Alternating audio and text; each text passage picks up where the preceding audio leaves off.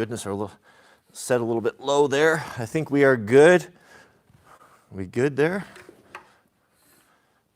You know, if I had some consistency in my life, I'd have this all figured out ahead of time. Welcome back. Goodness, it is chilly today. Boy, this camera doesn't look very good, isn't it?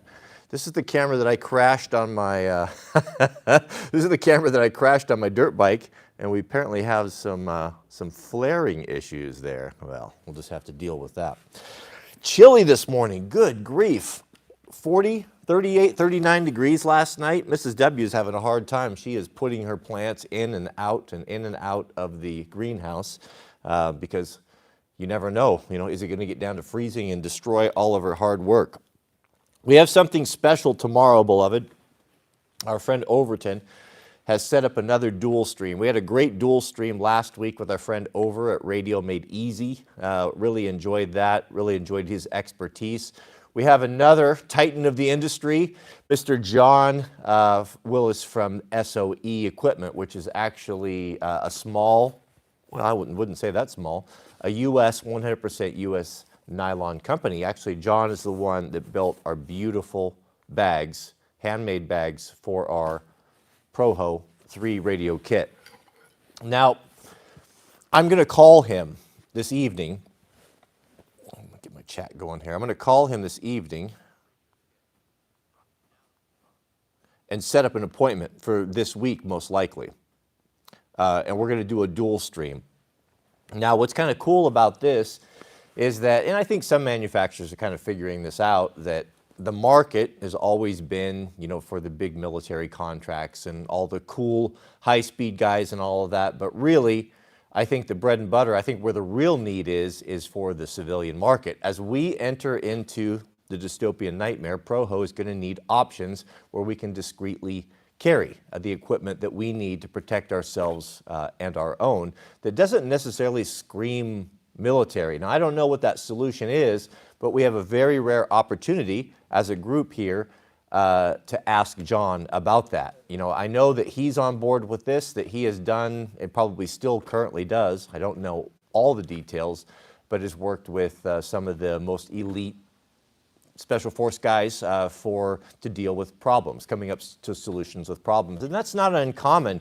I mean, there's the big, huge suppliers, of course, I would imagine, and I'm sure that they're more than happy to tool up for a military contract, but I would imagine when you have really niche needs, you have small groups that do specific tasks, those big companies probably are not able to move as quickly as maybe these teams would need. So I would imagine some of these smaller companies like SOE are a lot more flexible and can pivot. So what your homework is, Proho, over the next couple days is to figure out what is your need as a civilian? What do you need for nylon to carry the gear and the equipment that you need? Now, this could be an option for a discrete plate carrier. You know, is everything done? Is there anything new? Is there anything that we can add to this? I would think so, because I think most guys and most designers are looking at this for the need of the soldier. And we're not soldiers here. We have completely different needs. So one thing that, I'll just share my particular need, something that I'm having a problem with, and that is how to safely carry on a motorcycle. Now, one concern, so what I've done for now, or recently, this has always been a problem. Now, the war-band goes back and forth, and guys are trying to figure out different methods. Some of the dudes are carrying up here, like on a kangaroo-style pouch, which is great, fine, easy access. I do like that a lot. It gives you a little admin kind of a pouch here where you can slip in a G19X with a light, you know, something like the SOE FUPA is what I've been working with now, and something that I want to talk to John about. You know, this was not, I don't know this is necessarily designed for motorcycle guys or civilian, but it seems to be about the right size. I think the gold standard, the minimum size needs to be able to receive a G19X with a light. Now, so I guess I can't have everything here. I'm not supposed to show these things on the live stream, even though I have it. This is airsoft. This is not real. but this is a replica. I have to mask the shape of it. This is a replica of a G19X. And that really is to have something, the way I look at this, there's very few dudes that carry with a light. And I know why, because when you get into that, it becomes very difficult. Like just, for example, when you start putting a light on a medium size or mid size, like a G19X, your holster options start getting pretty big. All of this extra right here for appendix carry, that can be difficult. So appendix carry is not really an option. You have the choice of putting it on your belt. Now, not all, if you're wearing a motorcycle, if you're wearing specific motorcycle gear, leathers or stuff from Aerostitch or Climb, not all that stuff is going to have belt loops. And so that poses a problem. So I don't have a reliable solution by just snapping a holster on. I have been carrying, I ended up buying a pair of moto pants that had a holster or had a belt loops on it, and just carrying outside the waistband in a Kydex. And one of the guys that I ride with is a surgeon, and as we're riding, we have comms in our headsets, we're talking, and he's telling me that he's recently been involved in a study of how dangerous is it, or what's the potential problems of having gear strapped to you when you fall on it, impacts, which is kind of an interesting study. So that kind of pertains to us. If you have, you'll be riding on a motorcycle, what are the risks that you're going to be looking at? You're going to fall off the thing, crushing, hitting trees and stuff, but really you're going to fall and land hard on the ground. And his concern, and he was somewhat berating the group that was carrying like that, was the potential for really getting hurt. If you fall, if you're going to wear a firearm on your hip, which most of us do, and you're going to strap that hog leg on, you're going to get on your motorcycle, the chance of you falling on top of that firearm is probably pretty high. Hips seems to be the place that I get beat up and banged up the most. That's why I wear padding on the hip joints right there. He was telling me that they're finding that if you fall off a bike and you impact right on that firearm that you're carrying, rather than having a nice even distribution of force, now it's really concentrated in one area, the footprint or the shape of that magazine, that Leatherman, flashlight, whatever it is, and that drives a lot more pressure in a smaller area and cause a lot of injury. And, it's really something that I'd never considered before. Having everything slick and smooth so that if you do come off the bike or do come off the machine, that when you do hit, you're not having some focus point like a pistol or a magazine holder on your person that could cause problems. So, that's something, I kind of dismissed it when he said that, but the more I looked into it, the more I thought about it, I'm like, yeah, that really does make a lot of sense. So that is kind of pushing me to get it off the belt and to get it back up here somewhere like this. Now, this is going to be a better option because already we're going to be wearing armor on the chest. So that if you do have something in here, if you were to come and impact hard, this isn't going to be pressing directly onto your skin. So I'm interested to talk to John about some of the issues and the challenges that we have with this, and perhaps that he can come up with a solution. The thing that I really dislike about this system here is that I'm already wearing a backpack. So I've got shoulder straps and risers. I've got equipment on the risers, GPS, Garmin, radio, push-to-talk, comms, that sort of thing. To mix in another thing, that just gives me I feel a lot more encumbered. So now I've got backpack straps on, I've got multiple straps on, a pouch like this, and it just starts to get to the point where it's just too much. And what I find with concealed carry is when you stop carrying that stuff, or when things become too complicated and too difficult and time-consuming, we're all in a hurry, you want to get out the door and go, you end up just leaving it and you don't do it. Or you just resort back to whatever is simplest. It's just kind of human nature and the way it is. So we have a great opportunity to speak with John and have his insight, and I'm really looking forward to that. So that will be coming up, brothers.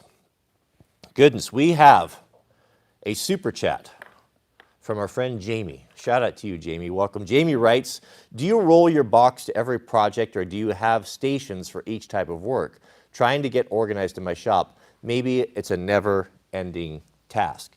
No, I do roll. Yeah, it seems like a never-ending task. What you have to do, and what I'm in the process of doing right now, every morning after coffee.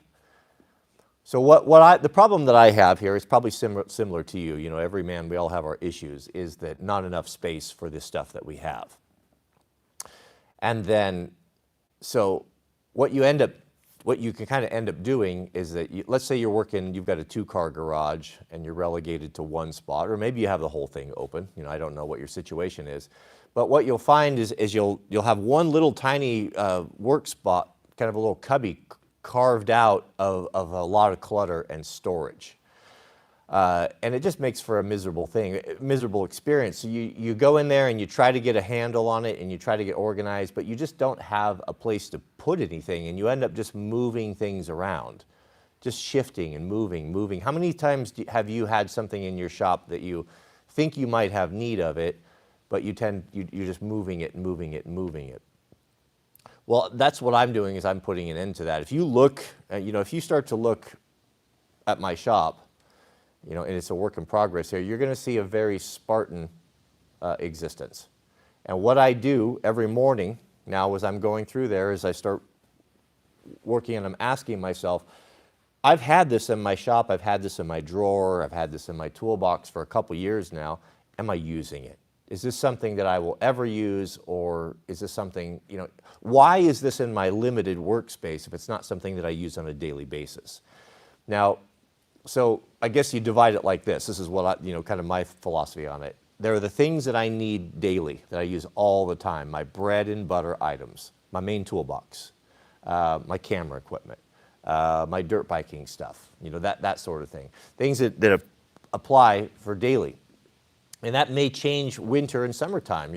Summertime, I'm not going to have any need of having snow bikes and snow bike equipment. In the wintertime, I don't have need of moto and motorcycles and bicycles and that sort of thing, because you can see where I'm going. So a guy's got to kind of have a summer and a winter rig. And I think the best way to do it is just get the things out of your shop that are not contributing to what it is that you're doing.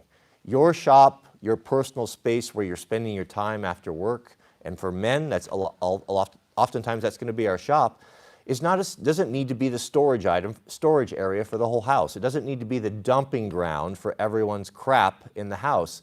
This is your castle, this is your personal space, and it should be yours exclusively. That's the way that I look at it. So if your family, won't respect that and they just use your area for a dumping ground, then just be proactive and go and get yourself a cabinet system. Either build cabinets, go to IKEA, Facebook Marketplace. There are constantly old cabinets that people are taking out of houses when they're remodeling. You can repurpose these things and really free up a lot of space in your shop.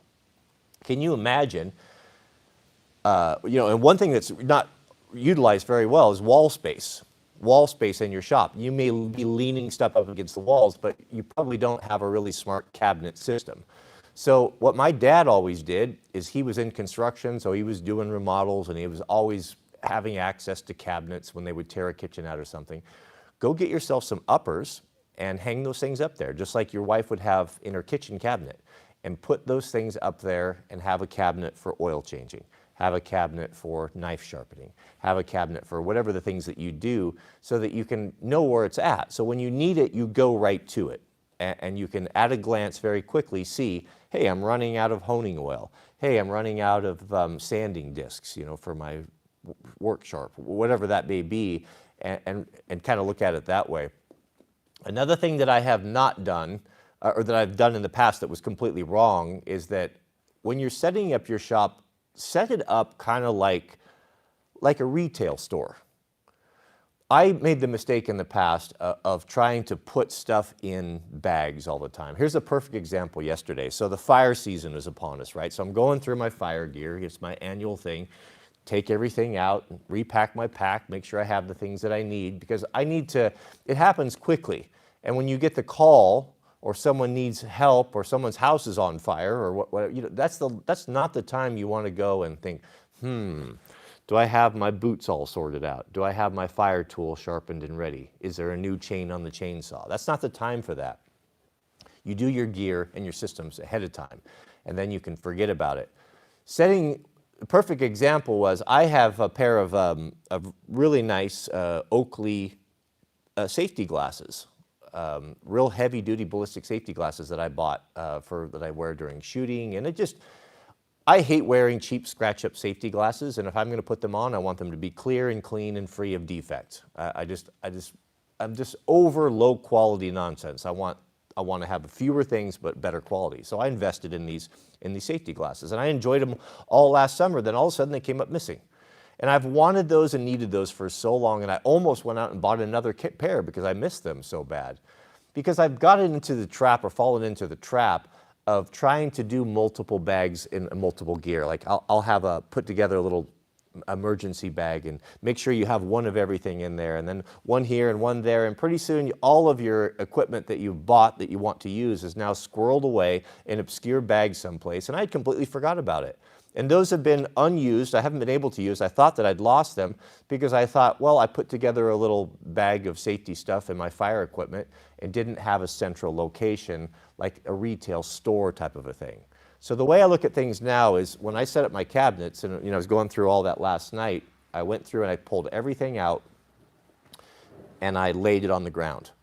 And I looked at it and I've asked myself, are you using this? Is this bringing value to your life? Is this something that is helping you in a day-to-day life? Or is this something that has just been packing around, that you've been packing around, hoping to use one day and never using it? So I started a big box, a couple big cardboard boxes for those things that are too good to throw away, but probably not useful enough to keep around and clutter up my life, that I will sell at a garage sale or give away to friends. And that definitely helps. There are those things that that are too expensive to throw away. If you can give them away to someone in need, you'll never regret it. You'll feel like, oh, wish I would have kept that. Let it go, let it move on, and simplify your life. But have a central area for everything. So have a drawer, a cabinet, whatever, for your optics, wherever you keep all of your sunglasses, your safety glasses, your glass cleaning supplies, ski goggles, snowboard goggles, and then you go there to that. So you know that, hey, if I need a pair of safety glasses, this is where they're kept. Hearing protection, what have you. Also, it's a really good idea to have, one thing that's been very helpful is that cabinet right there, that brown one. That's a supply cabinet. You can get those all day long on Facebook Marketplace for $25, $30. People just want them gone. Great place for supplies, and that's where you put all your consumables. So you'll have 5 nice shelves in there. You'll have your gloves. You'll have your respirators, hearing protection. You'll have grinding discs, super glues, Loctites, gasket sealer. All those consumable things that are not hard goods, not like hard tools that go in your toolbox, that your go-to that you need. Isopropyl alcohol, just epoxy, all those mini chemicals and different things. That takes up that solves a lot of problems in a shop, because usually those things are strung all over the place. It's just, you have to start small, and you just start on one wall. So choose your main work area. I know how overwhelming it is, but choose your main work area where your vise and your bench is going to be. At minimum, if you're starting from scratch, the first thing you should probably you need to have a proper workbench. And a workbench should be no less than 6 feet.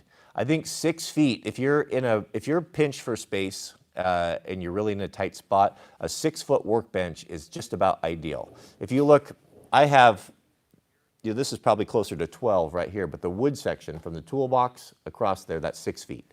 So you can see, even with a vise not quite on the corner, there's plenty of room there, especially if you have a little runoff for longer items. But a 6-foot bench with a good vise. If you're on a budget, if you can't find anything else, a 4-inch vise is adequate for a lot of dudes, but a 6-inch vise, it opens 6 inches, 6.5 inches. That's really what you want. There's just going to be projects that come up that the 4-inch vise just will not get it done. They're usually smaller, and they're not strong enough for doing really heavy work. Like if you need to pound off, replace U-joints on a drive shaft, you need a big, strong vise for that. So a 6-inch vise is kind of the industry standard, I think, for most guys.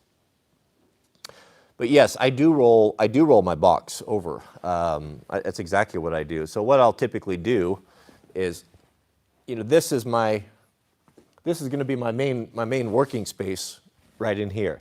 I've got this toolbox, which has mostly motorcycle stuff. I've got a vise over there, a good bench. I also have a really good strong metal vise here. So it's kind of this work triangle. And what I do is I bring my tool to what I'm working on. So I'll bring this over here. We'll have a motorcycle or a project, whatever. And then also, one of the best things that I got was a rolling cart. These little guys here. To be able to sit down and to work in this space is really nice because you can see I have access to all my toolboxes right here within a very small space. So the idea is not to have to go too far. So if I have a project that I'm working on right here and I need a screwdriver, I need a wrench, everything is right here. If I need to come over here and grab, whatever, you can kind of see the principle. What you want to if you want to look at how to make an efficient workspace, look at commercial kitchens and look at submarine kitchens. If you go and look at the architecture of a submarine kitchen, look at the work that is able to be done in that submarine. I mean, I don't know how many guys are on a submarine, but there's probably better than 100 or 200 or so, maybe on the bigger ones.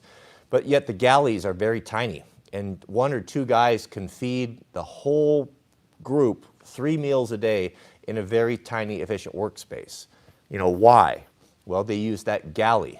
The most efficient workspace, I think, is the galley when you have things in front of you and behind.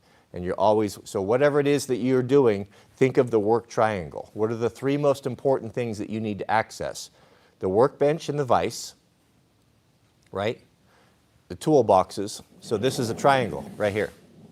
Vise, toolboxes to a triangle work right here. So no matter where I go, it's never very far. I'm never more than just a step or 2 from being able to get to the things that I need. So yes, I do. And then sometimes, especially in the summertime, I want to work over by the front door. So the front door is over there where there's nice light. And what I'll do is I'll just roll my toolbox and my cart over there. I'm live streaming. Do you need something from me? Signature. Oh, signature? Excuse me, guys. So I'm on live. That's all right. You can get it in the house, too. Nobody answered the door. Oh, my bad. Thank you. Appreciate it. New phone arrived. I'll replace the smashed one.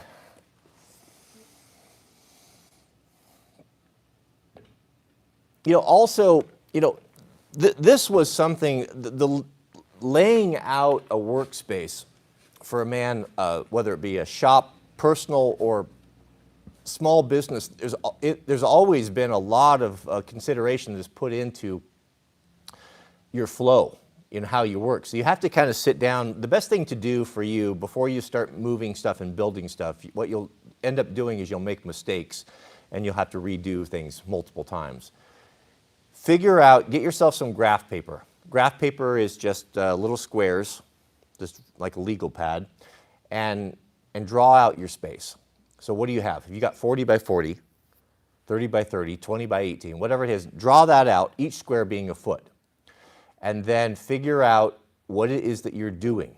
Are you a woodworker? Are you bringing material in? Are you bringing sheets of plywood in, or hardwood, or billets? So you need to ask yourself, how do I deal with every step of this?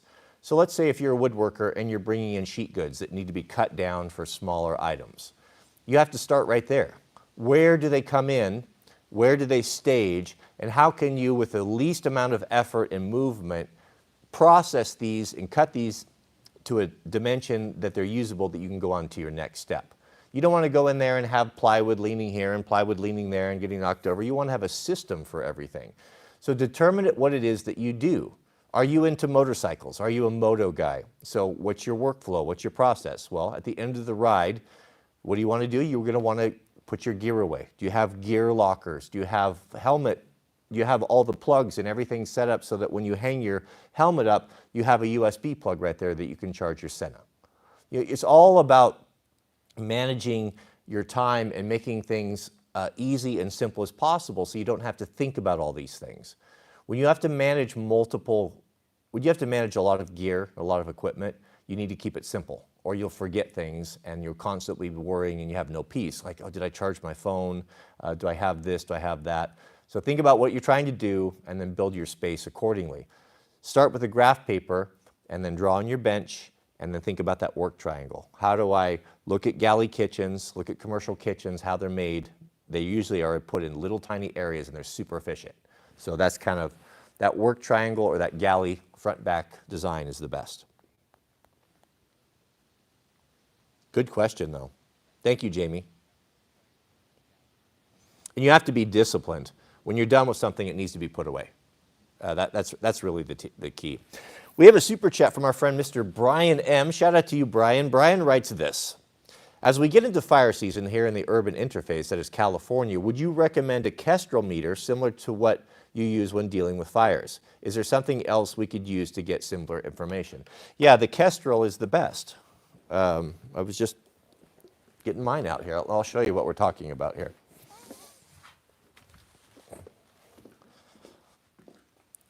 Yeah, you know, I think it's nice to see you taking on that responsibility because that's, you know, the ace in the hole that we have in wildland firefighting is that anyone that advances in the ranks, you become basically an amateur meteorologist.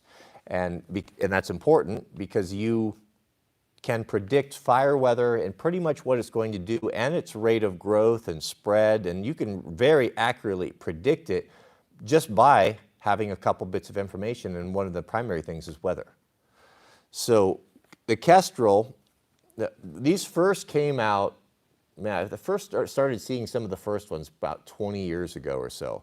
Now in the past, weather, when you go, let's say that I go out on a wildland fire and I'm an engine boss, and you have your morning meeting, you're assigned a division supervisor, and off you go fight in your particular area, right? The very first thing that a good division supervisor will do will task someone with being in charge of the weather for the whole day. And what that means is they'll literally just pull a guy or a girl out of the group or ask for a volunteer. Who's going to do the weather today? Well, usually there's someone that has a Kestrel or needs to do that for a task book or such, and they will volunteer. I've done it before many times. I'll do the weather. I'll do the weather, sir. Okay. So what I want you to do then is grab your gear, all of your equipment, and hike up there and get up on top of that highest point up on that bluff, where you can look down and you can see all of the people working. You can see miles away where the smoke and the fire is. You have the bird's eye view. You can see everything. You're basically like Overwatch for your division and all of the men and women that are down digging in the forest trying to build fire line or stop the fire. Why is this important? Why is it so important that you would pull a man off that could be down there doing the work to sit up on a high spot and watch the weather? Well, it's a couple different things. The weather we follow so closely that when you're tasked with doing that, you may go up there with one of these. This is a Kestrel. Now a Kestrel is a very sophisticated piece of weather equipment that tracks in real time what's going on. Wind, barometric pressure, relative humidity, et cetera, et cetera, et cetera. If you know what you're doing and you know how to put in the right information, you can really get a lot of great information, and you can also get trending. So you can see what direction. Are we trending to drier conditions? Are we trending to hotter conditions? Is the wind starting to pick up? So what the weather guy, the reason why his job is so important is twofold. One, he's acting as a lookout, because when you're down there in a ravine and you're surrounded with fire and the potential for spot fires and such, you have no idea what's going on other than just what's right in front of you. And if you're in heavy forest, you might be able to see 20 feet, 40 feet, 50 feet, but you don't know what's going on. You don't know that a spot started behind you and is cutting off your access point, and you and your crew could all be burned alive. You're down there, you don't know. So that's why always you should post a lookout, and that lookout should be doing the weather.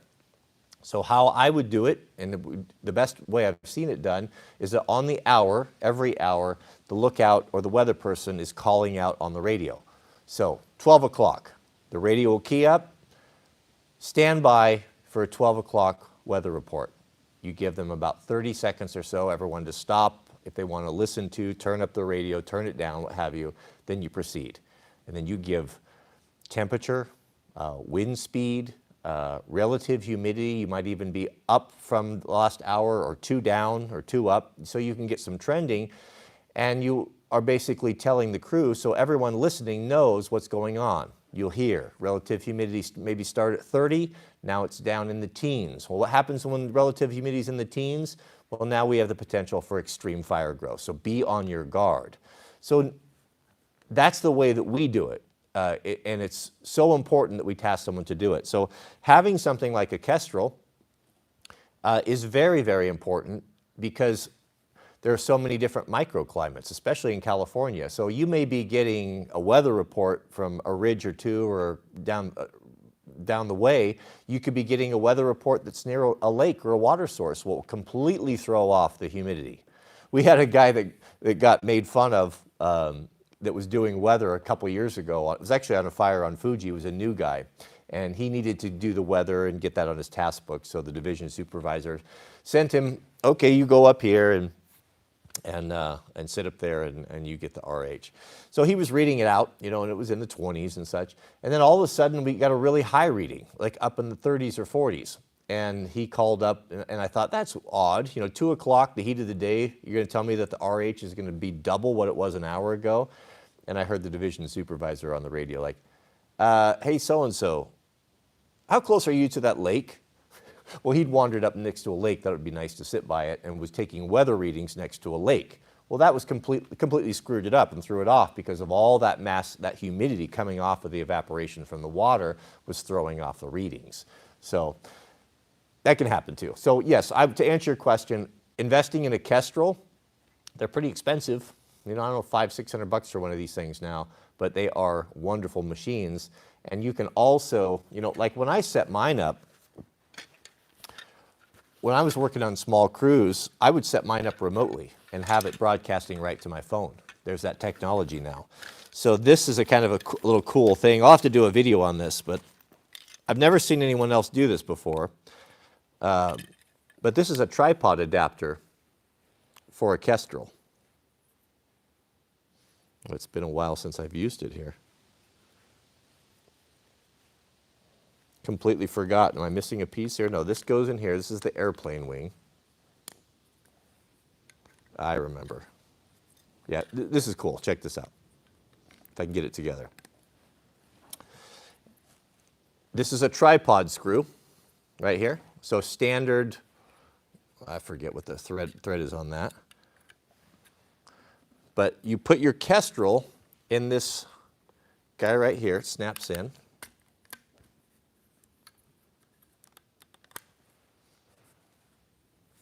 It's been a while since it's just like this. So what I would do is that I would set this up, and this is a wind vane. It's on a bearing. It spins very freely, and this orients the wind, so that with the wind blowing, there's a compass in here, it orients it. This being Bluetooth, now this broadcasts this right to my phone. So this was super cool. The first time I used this was on a fire. This was, goodness, probably 10 years ago or so when I first got this. I put it on a shovel, taped it onto a shovel, and I had it sitting up on a high spot. And having this remote, I didn't have to sit there and stare at it. I had it up there reporting real time to me, and I was getting it on my phone. I could go and work and do other things.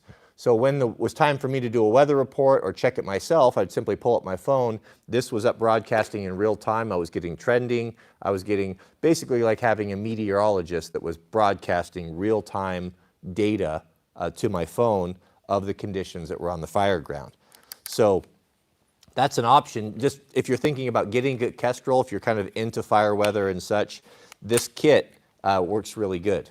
And it's all OEM stuff here. So you can get the fire, all that stuff with your Kestrel and have everything you need.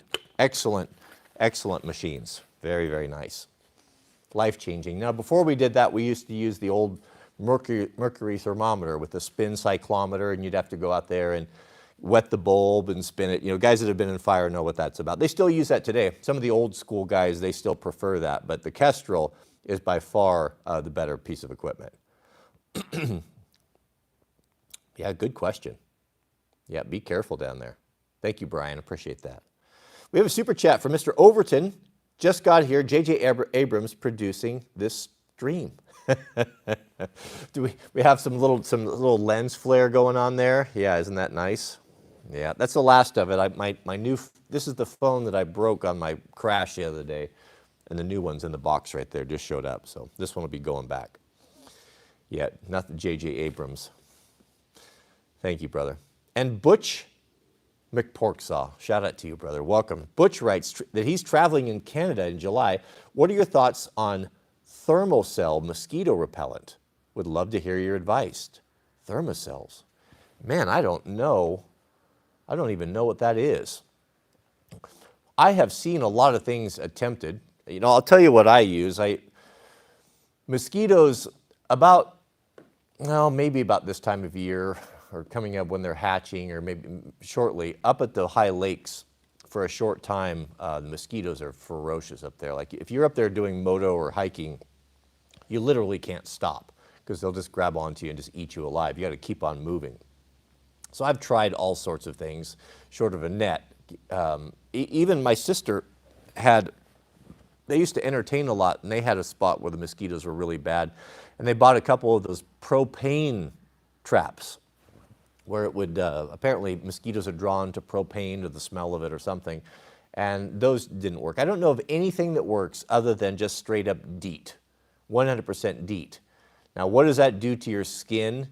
And what does it do to you internally? I don't even want to know. That's why I try not to put it on my skin, but it is very effective. I can take that up there. I actually keep it in my moto pack. I just checked it this morning. What I typically do is I spray it all over my, like a garment of some sort. So if you can spray it on a hat or spray it on something that's not touching you, that you're kind of wearing, and get it off of your skin so it's not directly going into your bloodstream, I think that would be beneficial. Because I know that stuff is toxic. Just the way it smells and the way it feels, you know, I'm sure it's not good for you. But it's not good for you to get mauled and eaten by mosquitoes either. So it's the lesser of two evils. But regards to that Thermocell, I've never heard of it. I don't know. I can't even comment on it. But if it works, I'd like to know, because it's always a problem. Mr. Overton has clarified something. 130 to 145 crew on a nuclear submarine. Now, is that a boomer or is that an attack submarine? Because the size are very different. I'm assuming that's probably one of the bigger ones. Yeah, that tells you right there. You think that you can't get a project done in your shop because you don't have enough space or it's too small? I would challenge you to go look at a kitchen on a submarine. You'll be surprised what they can accomplish and how many supplies that they can fit in there with just being really smart with their organization.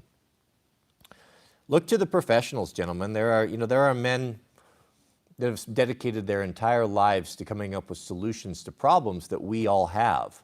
We don't need to reinvent the wheel for everything. We can build off of, stand on the shoulders of the giants. We can build off of those guys. So look to industries that have come up with solutions to problems that you may have, and then and use some of the work that they've put into in the research.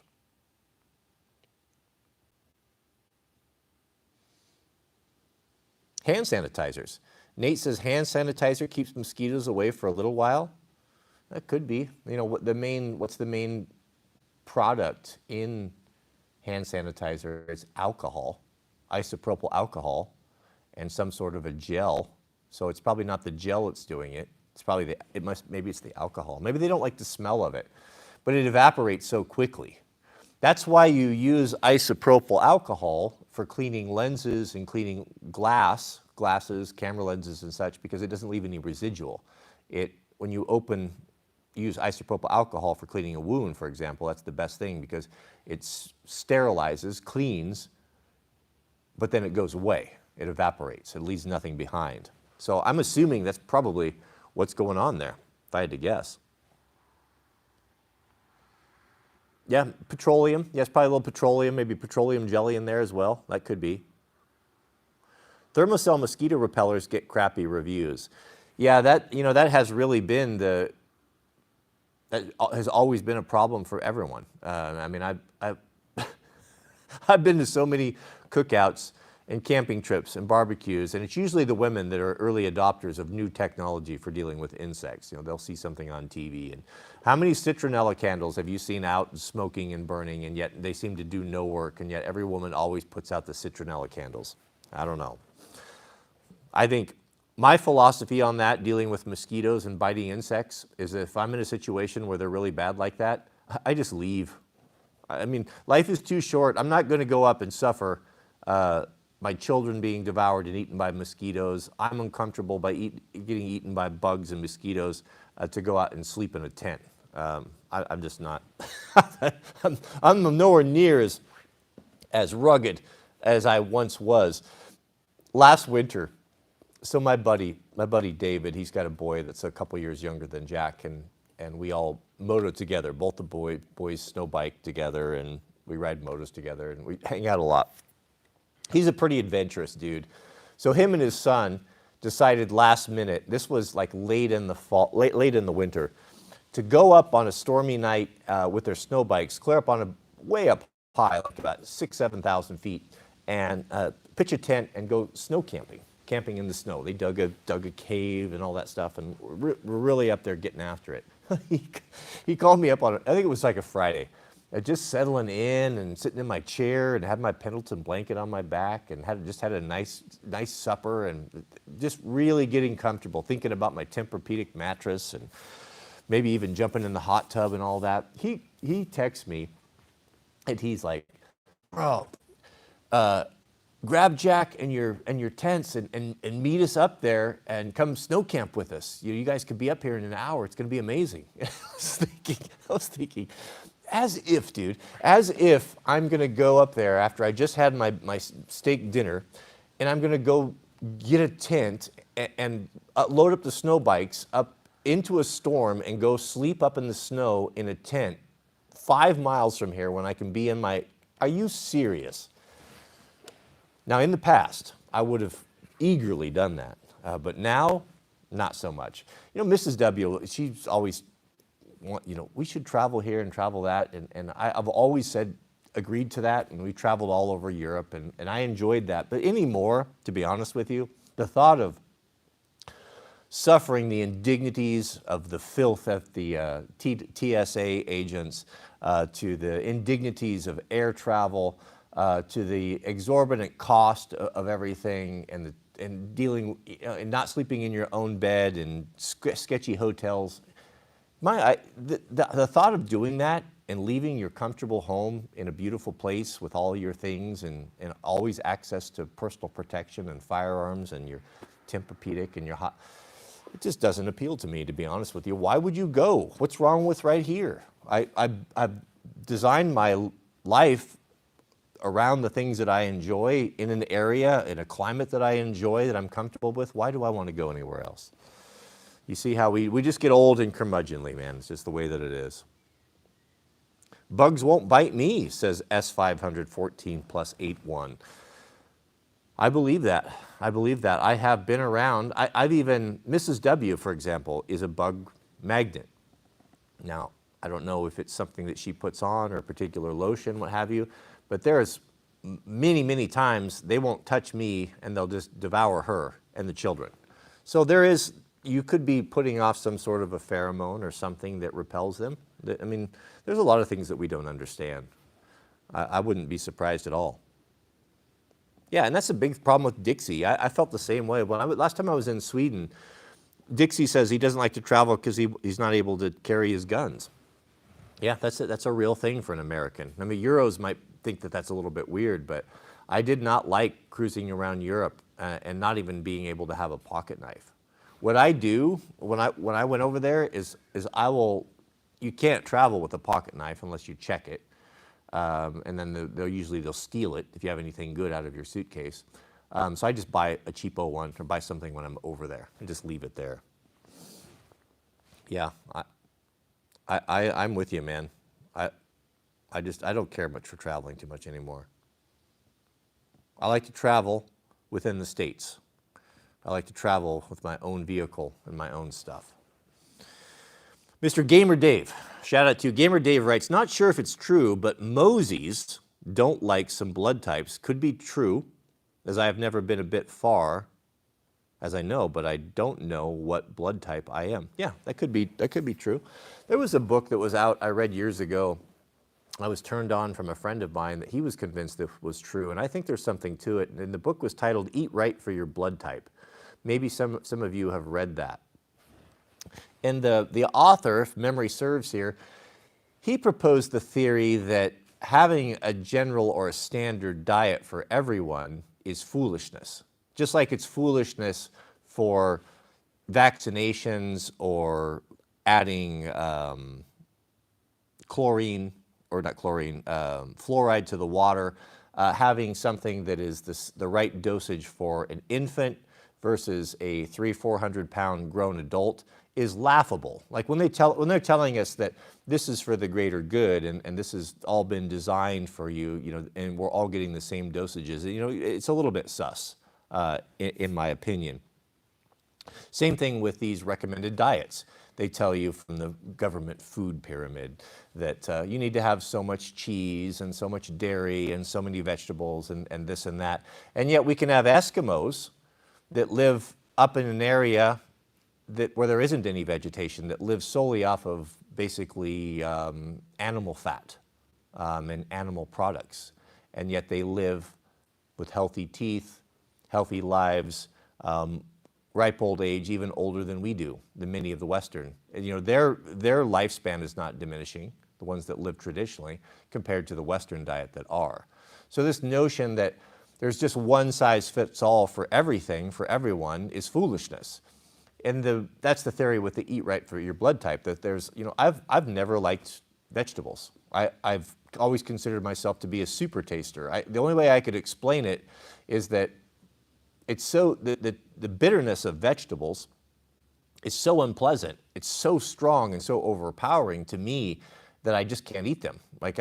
There's one thing of, sometimes we eat things that we don't like. Yeah, I may not enjoy this particular thing, but I'll eat it. But when it comes to really sour, bitter vegetables, it's way beyond just dislike for me. It enacts my gag reflex. I just simply can't eat them. And I grew up in a house where my parents would force me to eat this stuff, and I never liked it. And I, even as an adult, when I tried to okay, I'm not a child anymore. They tell me I have to eat these things and blah blah blah. But I can't get past the gag reflex of them. I just despise them.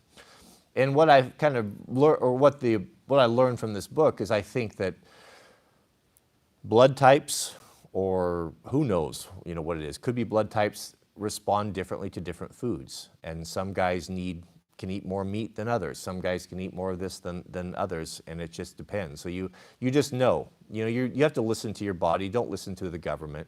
Don't listen to dietitians. That all half of them disagree on everything that they say. Your body will tell you what it needs. When you're deficient of something, just like when you're thirsty, you'll get a craving for it. It's nature's way of helping you to put back into your diet the things that you don't have. Look at us. Now we're doctors here. Now we're diet experts. Thank you, Gamer. Mr. Kyle B., welcome. Good to see Kyle in the chat. Kyle writes thus: in the Army basic training, we force trainees to use scent-free deodorant, body wash, and detergents, just to avoid the fruity scents that will attract bugs to their bodies. Yeah, that's true. When we used to go, we never did this for rifle hunting because the ranges are so much greater from the animals that you don't near as much. You don't have to worry about scent and about them winding you. Now, when you are hunting, it's commonly understood and been commonly done, most people I think know this, that you don't approach game from upwind.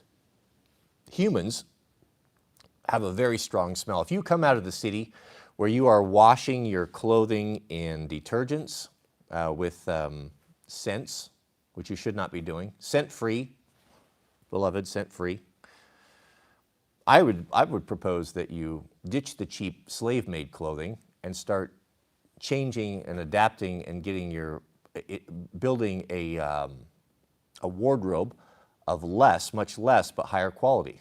Organic cottons, wools, linens, no synthetics. Stay away from the synthetics. Synthetics are very nice, but they shouldn't be touching your skin. The Bible goes into great detail in the Old Testament about how fabric should be. And what they're finding, this is a little bit fringe, but what they're finding is that everything has a frequency. The human body resonates at a particular frequency. Wool has a frequency, rayon, lead, steel, everything operates at a particular frequency. Do you want to know what fabric resonates perfectly with the frequency of the most human bodies? Take a guess. What do you think it is? What fabric is the one that is most in line, parallel, that complements the electrical currents and whatever you want to call this, with the human body? It's organic cotton. They're on the same plane. It's no surprise why so many of us, when you really want to be comfortable, Saturday morning, Sunday morning, what do you put on? That worn out old cotton t-shirt. You're not typically putting on something synthetic or polyester or wool or linen. You typically can put on that hoodie, that sweatshirt, that cotton t-shirt that's been through the wash 1,000 times, that's soft and comfortable. Well, that's your body telling you something that's the fabric that works best with you. I had a friend that I really trusted a lot, one of the most capable and honest men I've ever known before, and not a man taken to fancies or conspiracy theories or anything like that. And he told me a long time ago that he'd figured out when he was young that if he wore anything other than cotton or wool, but if he wore something that was like purely synthetic, like polyester against his skin, that it made him weaker. He didn't have the strength that he had when he was wearing organic cotton or wool. And I believe there's something to that, and the Bible doesn't get into why. The Bible's very clear on their particular fabrics that shouldn't be mixed. Some that can be mixed, some that can't be mixed. And it seems a little bit weird, because it's referring to the making, it was the instruction to Moses for the making of the priesthood garments. But it was the one thing that God was really putting an emphasis on was that these things had to be pure, that they couldn't defile the priest, that the priest was standing in what was not Christ, but was a stand-in for Christ until Christ came, a representative, a type of Christ, and he needed to be pure when he atoned for the sins of Israel. So the instructions for what he should wear and how he should conduct himself in the preparation of this ceremony were very, very detailed. And it was all about keeping pure and not being corrupted. And I think there might be a lesson in that. I've never heard a sermon preached on that, but God gave that information for some particular reason, that there are things to wear and things not to wear. There are fabrics to mix and fabrics not to mix. And when scientists have went in and kind of studied this a little bit, they found out that the positive benefits that you might get from a cotton or a linen, whether it be the vibration or the frequency that it resonates with, it's in tune with your body, that when woven together, when you mix fabrics, let's say you take organic cotton and you mix in a little bit of rayon, or you mix in a 5 or 10% spandex to give it that stretch that we like, that it cancels that all out. And now are you putting something on that essentially, it could be, and I don't know, I'm just talking some crazy nonsense here, but it could be putting something on your person that interferes with that. Could be like taking your Bofang and unscrewing the antenna. Will it work? Yeah, if you're close enough, but it would work a whole lot better if the antenna was on there and everything was compatible with another radio and everything could work perfectly together. So, is it what you're wearing, does it matter? Can it matter? I know for me personally, I can't abide having synthetics on my skin, but it's a way of life. They're so good. If you want to have anything that's waterproof, or really technical gear, you know, it's not going to be, you're not going to be wearing cotton, linen, or wool. It's going to be these advanced, you know, Gore-Texes and fabrics and Corduras and such. I mean, rightfully so. Like, you're not, this material is has a lot of utility, but is it the best thing we should be wearing? So how I look at it and how I mitigate it, if it's on my skin or touching me, it's going to be either cotton, linen, or wool, pure and organic. If I'm going to wear something that's synthetic, it will be on top of that. That's just the way I do it. Is it crazy? Time will tell. Time will tell.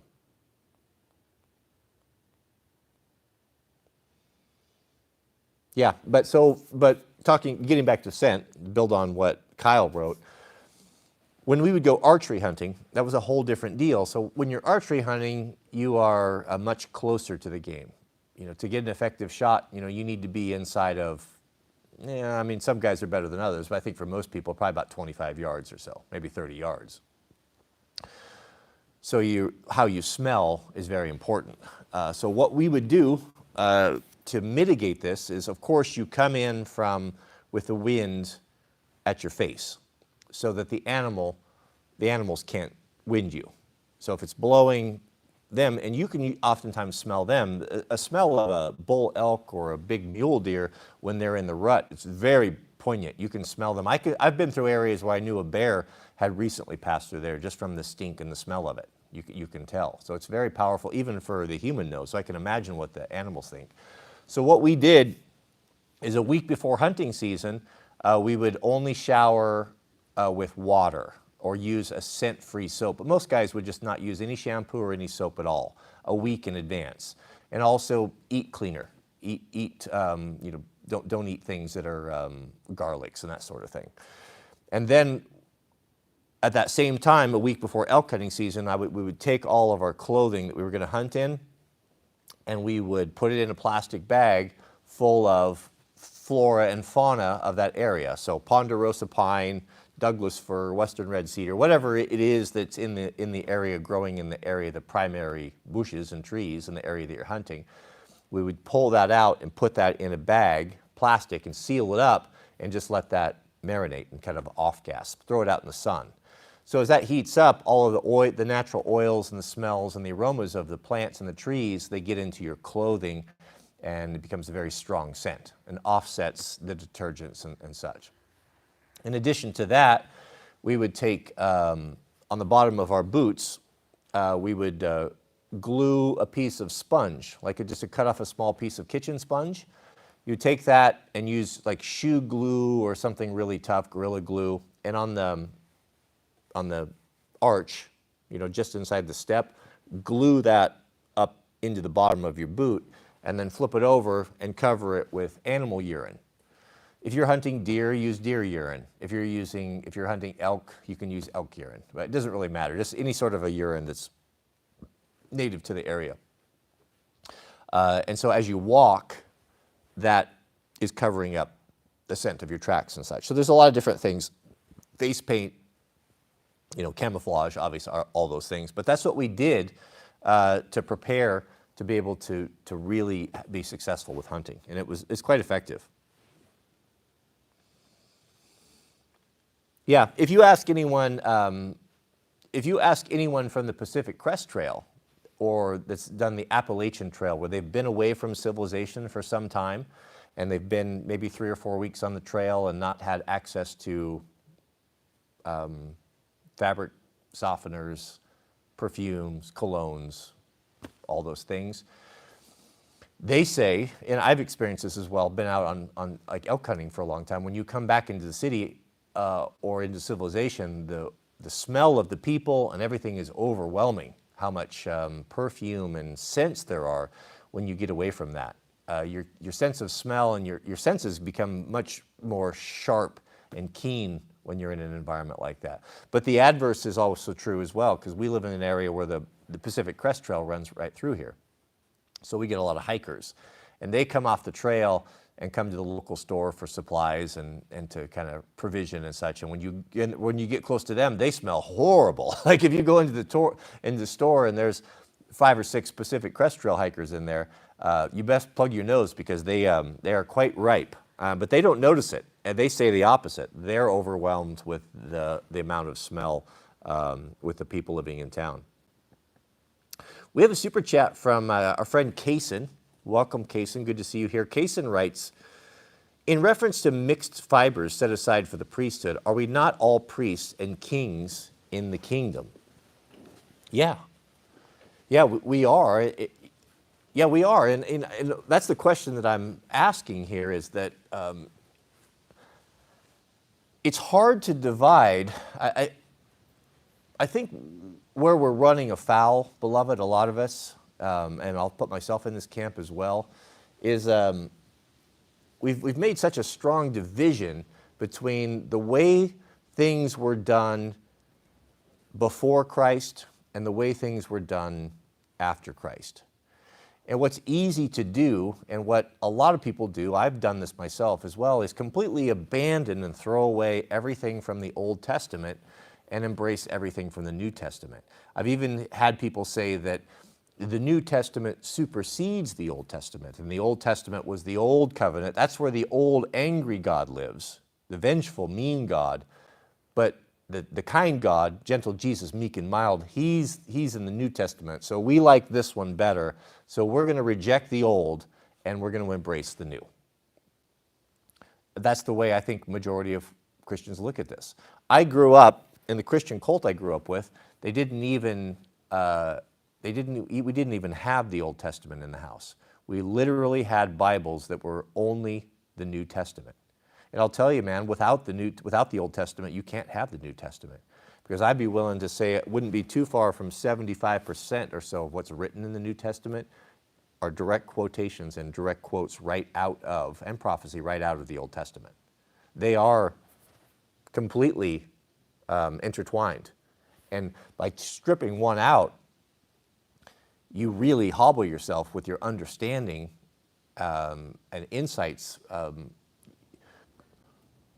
what you're reading in the New Testament.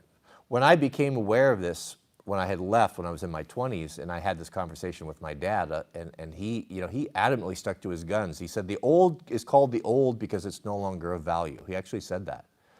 And I said, well, that's not true. And then I tried to show him where so many of the very things that Christ said himself was a direct quote from the Old Testament. And if that's the case, if the Old Testament is of no value, then why did the prophets, or why did the early church, the disciples, the apostles, even Christ himself, go to such lengths to quote from it?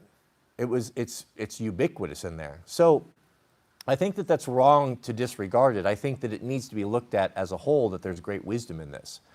You know, and the Almighty tells us, he says, I'm the same yesterday, today, and forever, ever. I changeth not. And he also says, I'm not like man that I should lie. And I'm paraphrasing here. When I say something, it's eternal. I say it because I mean it, and it is binding. So when he gives health laws and health rules in the Old Testament, whether that be the clean or unclean foods, what garments are appropriate to wear, what fabrics are inappropriate to mix, etc., etc. What I'm saying, beloved, is this, is that if it applied to the ancient Oriental man, why would it not apply to us today? Now, where we run into problems is when we start Judaizing, when we start forsaking what Christ did, being our one and only Redeemer, our Savior. If we start forsaking that and embracing the traditions of the elders, of the children of Israel, where they had a particular form of religion that is not different than ours, really. But there was no Messiah. And so God put these temporary measures in place. The sacrificial system, the temple that Solomon built, the health and food laws, all of those things as a way for a people to be saved until the Messiah came. Moses was a type of Messiah. Abraham was a type of Messiah. Samson was a type of Messiah.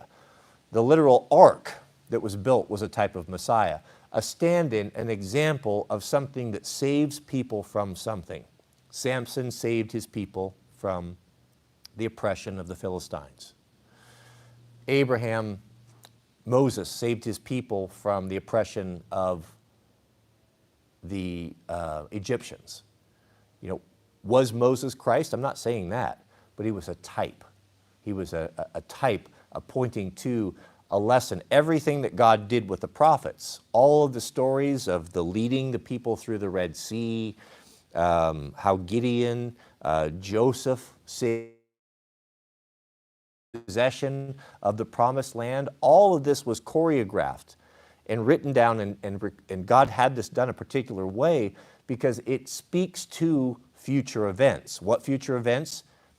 Of his people, us, coming out of Babylon, coming out of this sinful world and being reunited with God, being reunited with the heavenly home. When the children of Israel crossed the Jordan and inhabited the new land, were they going into the kingdom? Were they in the presence of God?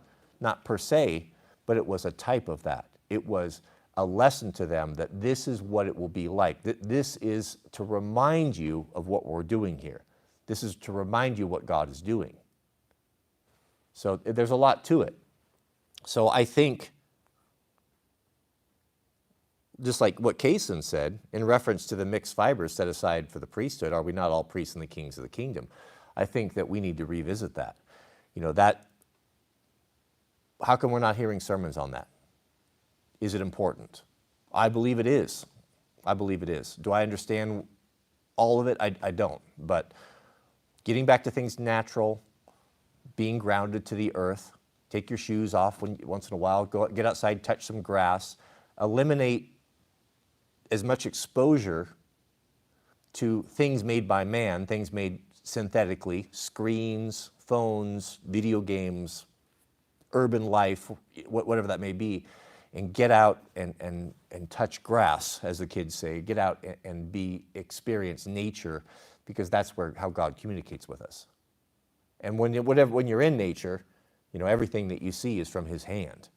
The good book tells us that all of creation speaks to the glory and the majesty of God. And all of civilization, cities, skyscrapers, roads, parks, speaks to the glorification of man and his hand and what he's done. So, you know, you're affected by your environment. I think that's not unquestionable.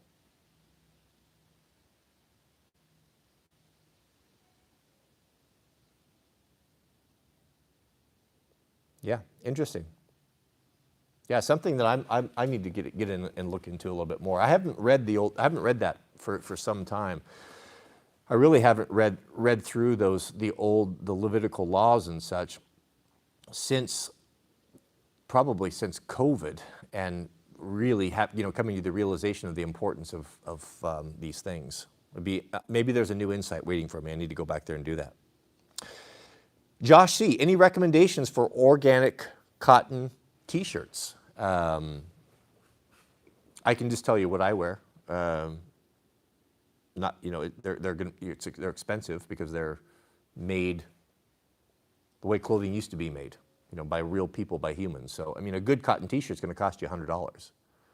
That's just the way that it is. If it's made by real people getting paid a real wage, you're used to paying $25 because you had children and slaves. We have all done it.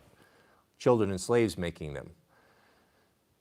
You know, I question that too. You know, I mean, I've detested hippies and leftists in the past, and greenies and save the earth and save the whales, that whole crowd. I've always considered myself not to be in that camp whatsoever. I was a conservative, you know, a capitalist, an American.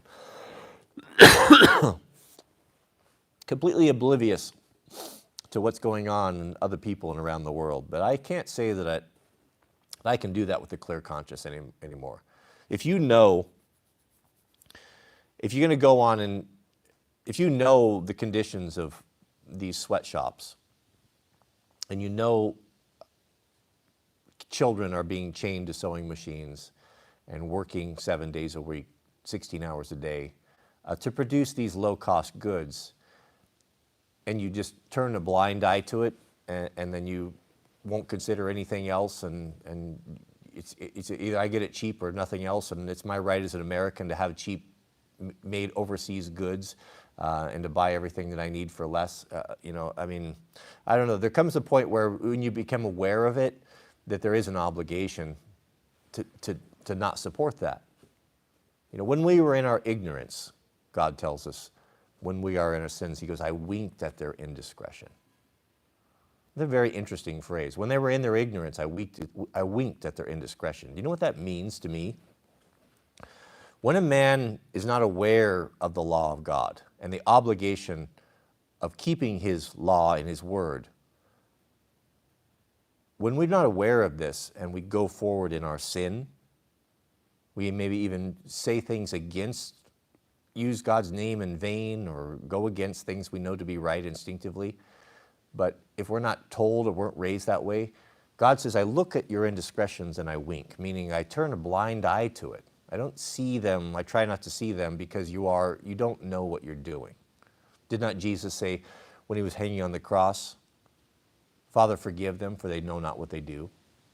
They'd hung him on the cross, they'd crucified him, tortured him, tormented him, whipped him, and yet at his dying moment said, Father, forgive them, for they know not what they do. They didn't know that they were killing the Messiah. They didn't know that they were torturing the Son of God. Or Jesus didn't think they did, because he said, Father, forgive them, for they know not what they do. He asked for forgiveness for them because they were in error. So there's leniency when we're in our ignorance. God winks at our discretions, as the good book tells us. But there comes a point where maybe right now for you, or you had never considered it or never thought about it, but the cheap goods and the garbage things that you're wearing, what's in the dye? What's in the fabric? Is it harming you? Is it harming your ability to connect with your Creator? Are you operating with the antenna off? I don't know, but I'm just saying that there's new revelations, there's new insights coming to us, and God is opening these things up, and it may be my job to bring this to your attention. But once you are aware of something, once you're aware that you are in violation of the law of God, that you are breaking the commandments of God, and you go forward and you do it anyway, well, now God is no longer winking at your discretion. Now you are going to pay the price for that. You're going to pay the consequences for that. So when it comes to clothes, I'm reluctant to get into brands and the things that I wear and particular things I like, because there'll inevitably be someone that jumps on there. They look at the prices, they compare it with what they can get off of Amazon, and then they go crazy. Like, oh, you're elitist, you're completely out of touch. Who could do this? I'm just telling you, I think we have a responsibility. So whatever that may be. So what's the best avenue for organic cotton? I don't know. I don't know. I haven't researched everything. I wear Ironheart.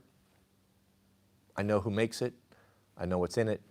And I know it's the best quality you can buy.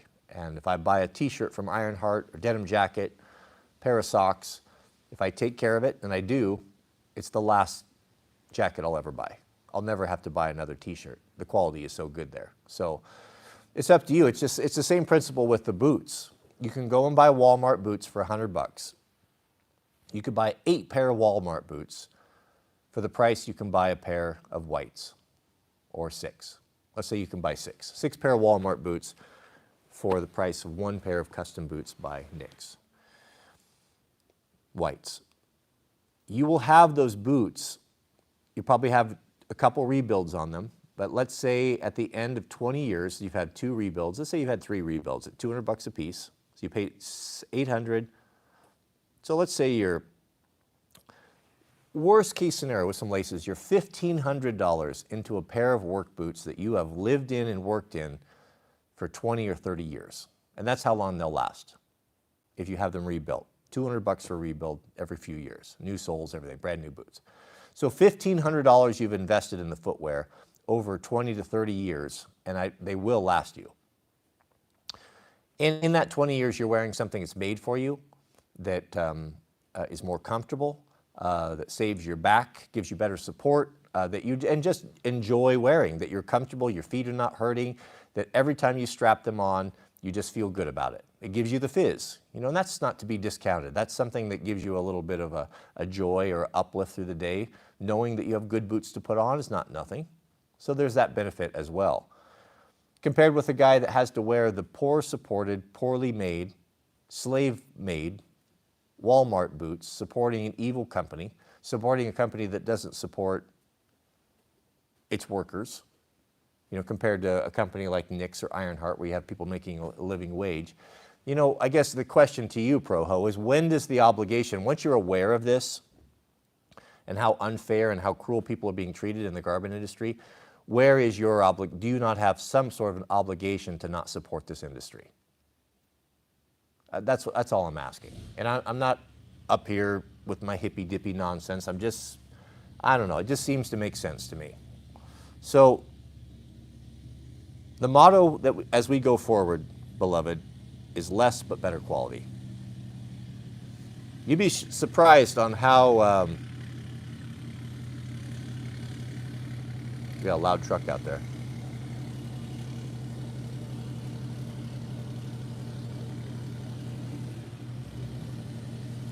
Filthy diesel.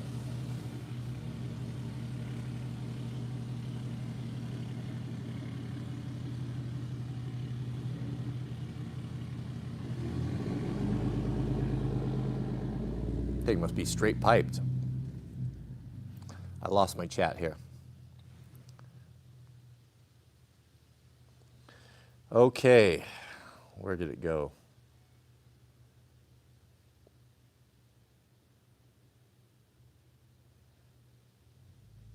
I get to pushing buttons here. Okay, we're good, we're back. So Josh,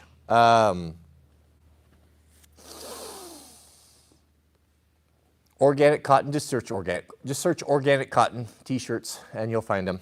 And if you want the best, you don't need a lot of t-shirts if you buy really good ones. I figure for me, I'm just about have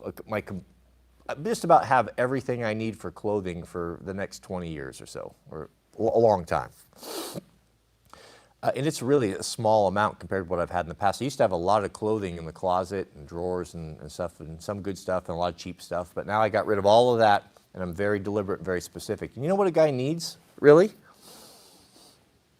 You need about 3 pair of jeans, a couple of good heavy 21-ounce denim work pants, and then a good pair that you wear when you go out or on the weekends. That's what I have, 3 pair of jeans.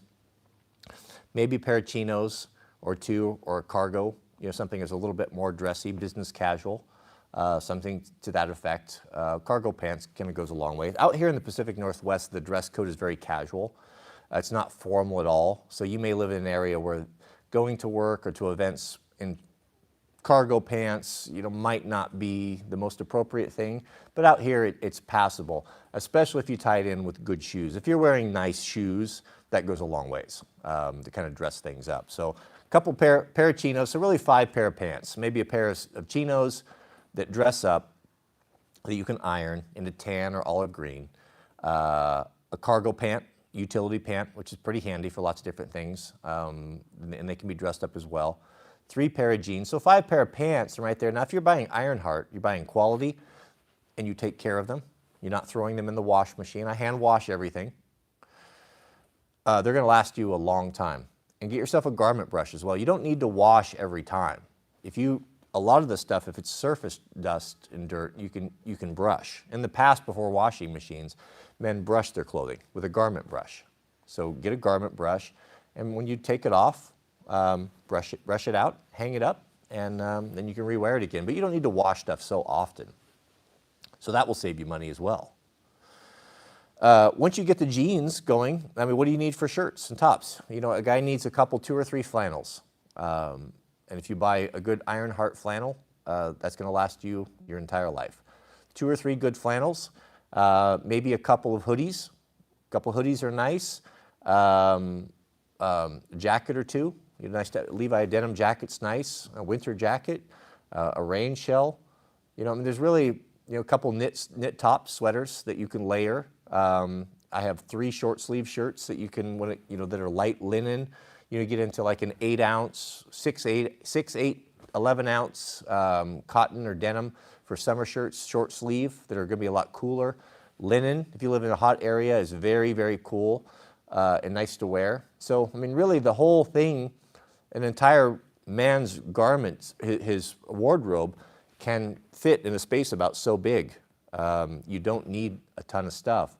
And it's very, very nice to put on well-made quality clothing that fits you, that looks nice, that kind of distinguishes you from everyone else, and that you know comes from a reputable company made by people making a living wage from honest sourced materials.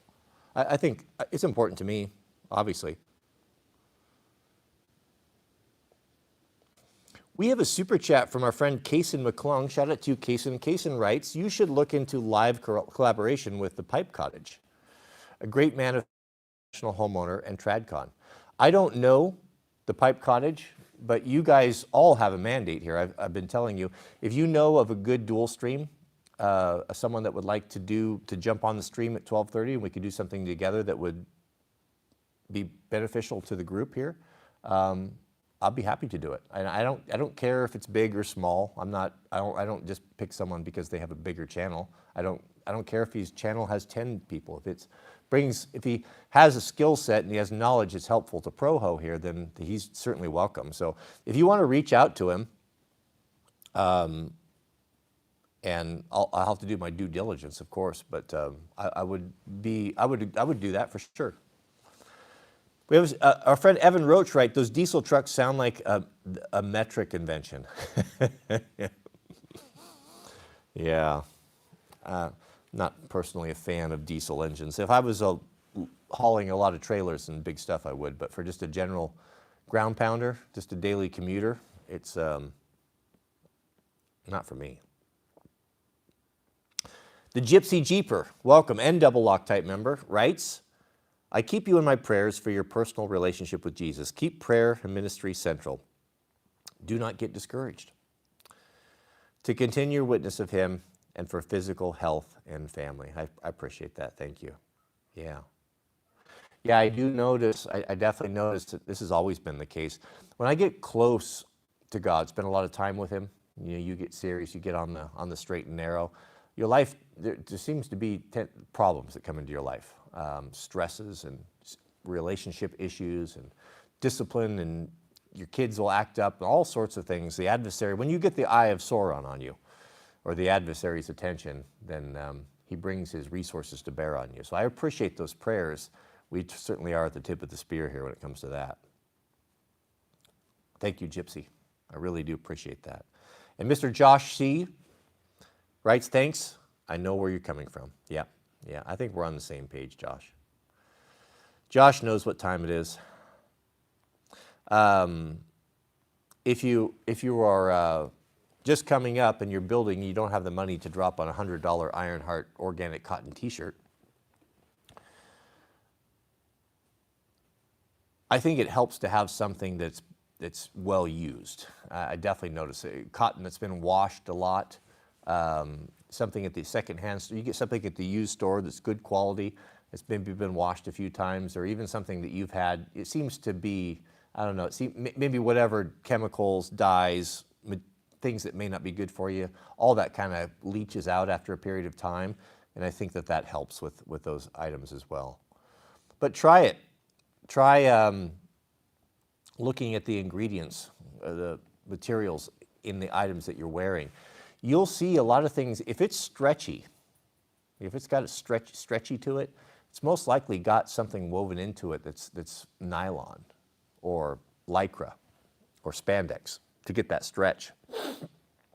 So to really find pure, organic, 100% cotton, linen, or wool, it takes a little bit of effort.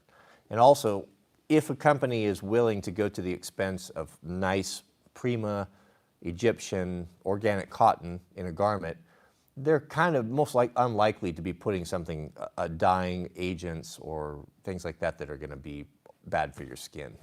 Do not underestimate it, gentlemen. I tell you, the largest organ in the body is the skin. Your skin absorbs everything. So if you're in an atmosphere of toxic gas, chemicals, solvents, paints, you write on your hand with a Sharpie, you get a lot of tattoos, all of that stuff goes in directly into your bloodstream. If you question that, go take a long shower, weigh yourself before and weigh yourself afterwards. You'll retain water right through your skin, even though you don't drink it. It goes right into your system and right into your bloodstream, into your liver. So I think it matters. I think it matters what we wear. And like, you can't tell me when you open, have you ever opened up a shower curtain that's made overseas and smelled the off-gassing coming off on this thing? I mean, I've had some things like that that have come out of China where you actually have to take them outside and let them off-gas for a couple days before you can even stand the smell bringing it into your house.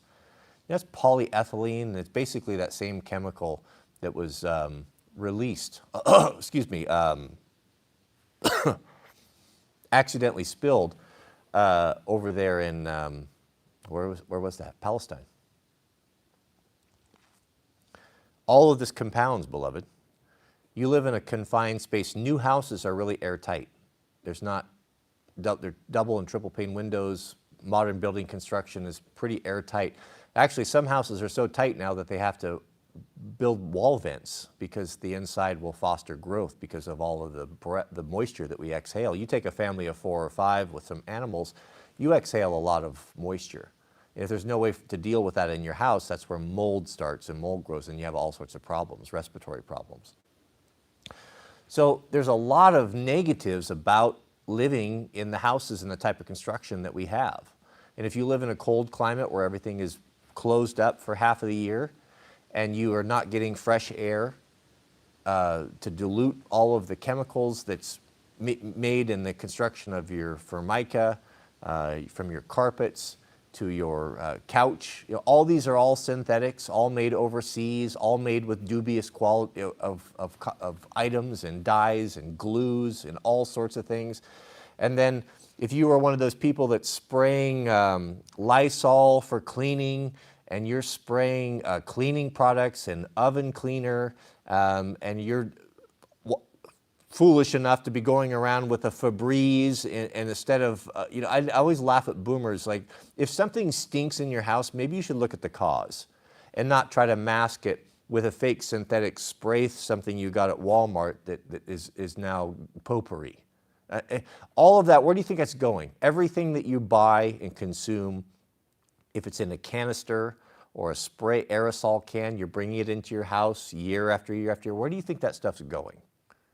You contaminated your house, you're living in it.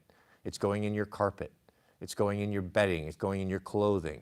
And then you wash, you go and you buy the cheapest possible, nastiest laundry detergent, and then you wash your sheets with them, and where do you spend half of your life? In your bed, in those sheets washed with those nasty chemicals and the scents and the toxins and the bleaches and the poisons. And then you wash your clothes with them, and now you put those on, and those are on you. So you're exposed 24/7 to all of these contaminants, all of these things all the time. What I'm saying, beloved, is this. This is the world we live in. It's hard to get away from it. We're not going to go live in an organic wicker house, right? But you can be aware of this, that if you can limit these things, stop buying these things, stop bringing them into your house, stop using these detergents and all these cleaners. So things smell a little bit different, so what? But if you're in your sheets and they're washed properly with real soap, without detergents, without all the chemicals, you at least have that going for you.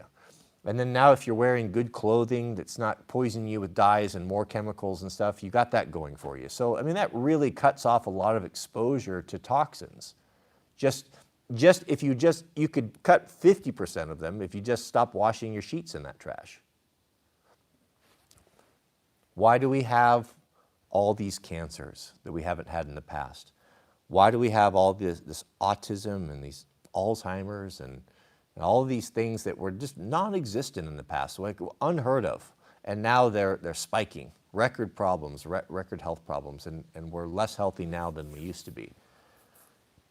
is it too hard, is it that big of a leap to think that maybe some of the things that we're exposing ourselves might be contributing to this? You know, I mean, I'm not a scientist or anything, but you don't have to be to have some common sense. Our friend Gamer Dave is taking me to task on the diesels. Gamer loves diesels because they are the backbone of the workhorse around the world, from ships to tractors, from trains to hula trucks to heavy generators. There's no question. I don't have a problem with diesels. It's just in the application. Most of the guys that run diesels that I know do it purely for vanity because they think it's more masculine to drive a diesel than to drive a gas truck. Simple, full stop, that's it, really. If you're a general contractor and you're pulling heavy equipment, you're a hot shot, you got a big trailer, you're a horse rancher, you need the mileage, yeah, then that's a whole thing. But if you're just cruising around in a pavement queen that's a diesel, I'm not a fan of that. We have a super chat from Mr. Rick Gates. Thank you, brother. That was very generous of you. I really do appreciate that. Thank you, Mr. Gates. Yeah, sugar. Sugar is a real killer. I'll tell you, probably worse than everything we've been talking about for the last hour is sugar. This should be our mantra, gentlemen, going forward. Alcohol is poison, and sugar is poison. And we will be adding to this list. But a little thing like that, a little head game, can make a big difference, can start your road to living a healthier and a more productive life. Sugar it causes inflammation, and inflammation can cause disease. I think sugar is a huge, huge problem.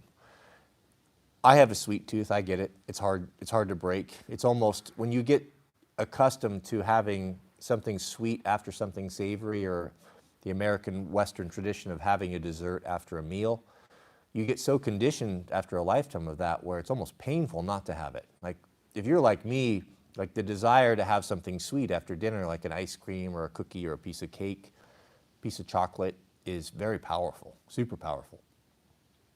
And that is not necessarily because you crave the chocolate, it's that sugar. It's that getting hooked on that sugar. I think if you kind of adopt that, start telling yourself in your mind, alcohol is poison, sugar is poison, that you'll remember that and you recite that, and it starts helping you make better decisions. Now, I'm not a fanatic. I'm not saying we should cut out all sugars and oils and trans fats and all this nonsense, but it's all about moderation, gentlemen. You know, the body is very resilient. And what I tend to find out is when you go extreme and go hardcore with something, you can hold that frame for a little while, but pretty soon you go back to your old ways because it's just not feasible. It's unrealistic to go forward not having any sugar at all, especially in this environment.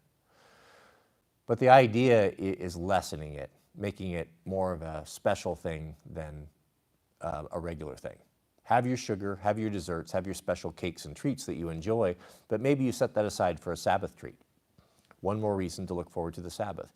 And this will help with your kids as well. You know, if you're trying to bring in Sabbath worship for your family and have dropped the ball in the past and have not made this a priority, or maybe you weren't even aware of it, and now you are, and you want to start getting on the right track, and you want to start honoring God and doing what He wants us to do. Your enthusiasm can be difficult to get across to your family if they're not on the same page. So things like taking things that are a normal thing for you in your regular diet and relegating them to a special time or a special treat, I think is a good idea. It gives your kids something to look forward to. It gives you something to look forward to, and just puts a little more emphasis on the importance and the joy of having a Sabbath day of rest and a special treat or a privilege at the end of the day. Mr. Brandon, we have a super chat from Mr. Brandon who writes, "May we see some Fire Skid 2023 content?" Thank you. Yeah, actually, right over here, if you can see, my firebox over there.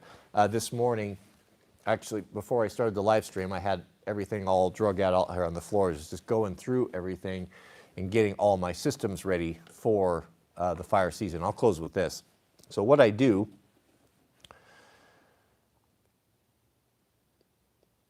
the best way to manage and organize equipment that I have found is the way I learned to do it with the Forest Service cache system. I would imagine the military is probably similar to this. So what you have on the fire ground is you have two things happening that need to come together quickly. You have a job that needs to be done. That job is to put out the fire and save property. And you have on one side a whole bunch of people showing up and a whole bunch of that need tools to do this job. Then not everybody has the equipment. So how do you deal with this, and how do you manage it? So it's very clever. So what happens is they have basically the Forest Service will roll up with the trucks, and they have a cache system. They have a depot. They have them all over the country where they house all the things that firefighters will need to do this job. Water pumps, fire hoses, food, hand tools, repair parts, every possible thing. It's immense. I actually went on the line one time and looked through the number of things that you could order through the supply cache through the fire system, and it was astonishing what you could get.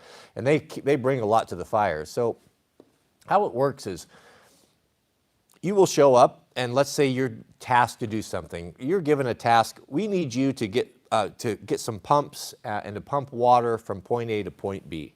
You need to make that happen. Well, how are you going to do that? You just showed up. Do you have all that equipment? Well, it's the cache system. And they have individual modules. So what you do is you go up there and you order up what they call a pump module. That pump module will have everything that's needed to do that task. It will have the pump. It will have fuel for the pump. It will have basic repair parts, replacement parts, spark plugs, air filter, any tools that you might need to work on it. Anything that you would possibly need to do that job completely in one box, or usually it's in a case or a box or something. Everything, all thought out well ahead of time. Guys have done this job before you were here. They know what needs to be done, and that's been recorded, and the cache knows that. So you show up and you pull this out, you check this out of the cache, and you go do the task. You don't have to think, do I have what I need? All that's already been done. You've already done that. There's no reason to have to redo this every single time. And I adopt that system now with how I do things.